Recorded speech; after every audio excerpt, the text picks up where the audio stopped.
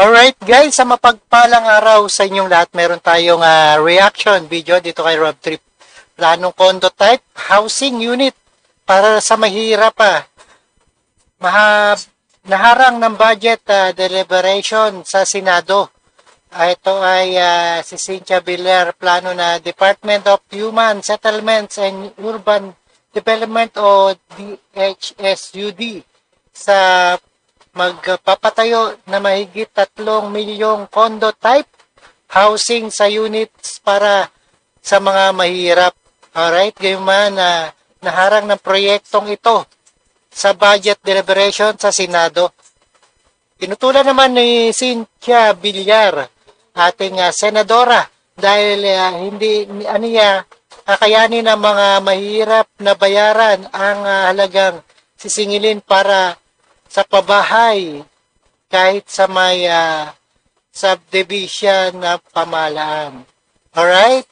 Ayan, demanding to si Cynthia Villar, no? At talagang mukhang pera. Alright, panoorin po natin guys dito kay sa ating Senadora Hontiveros sa Senado at si Cynthia Villar. Alright? Government funds heavily subsidizing yung housing programs for the poor.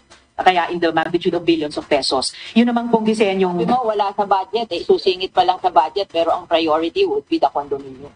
Na sinasabi mo 3.2 million by 2028. Yun ang question ko sa issue. Bakit pinaprioritize yung middle class when your mandate is to help the poor and the homeless? Mariing tinutulan ni Senador Cynthia Villar ang pagpapatayo ng condominium para sa mga mahihirap sa ilalim ng Human Settlements and Urban Development o DSUD.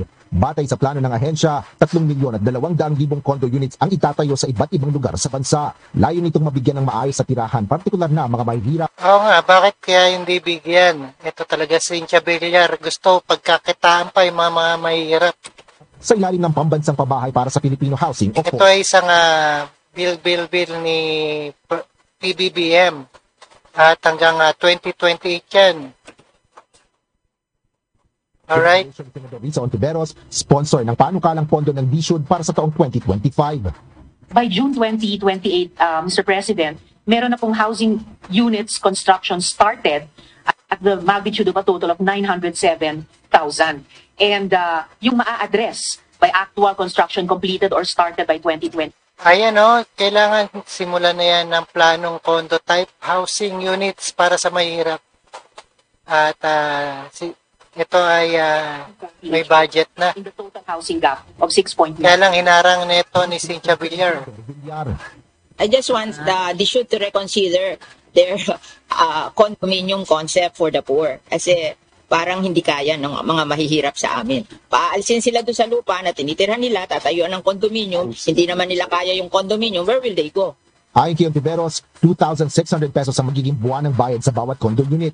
Ngunit tugon ni Villar, hindi kayang bayad. Alright, 2,700 Kaya naman yan ng mga, hindi naman totally lahat titira dyan. At mga house owner lang. At bobo talaga tong si ating Senadora Villar, pampera. Whereas if yung lupa dinivide sa kanila, 500 a month lang. Mas safe yun. Bakit tatayuan ng kondo? Bunsod na mga Gusto niya kasi magkapera siya, di ba? sa pagpapatayo Ayaw niya ng kondo. condo unit para sa mga mahihirap, ipinagpaliban ng Senado ang pag-aaproba ng proposed 2025 budget ng ahensya upang malinawan ang mga issue kaugnay ng naturang proyekto.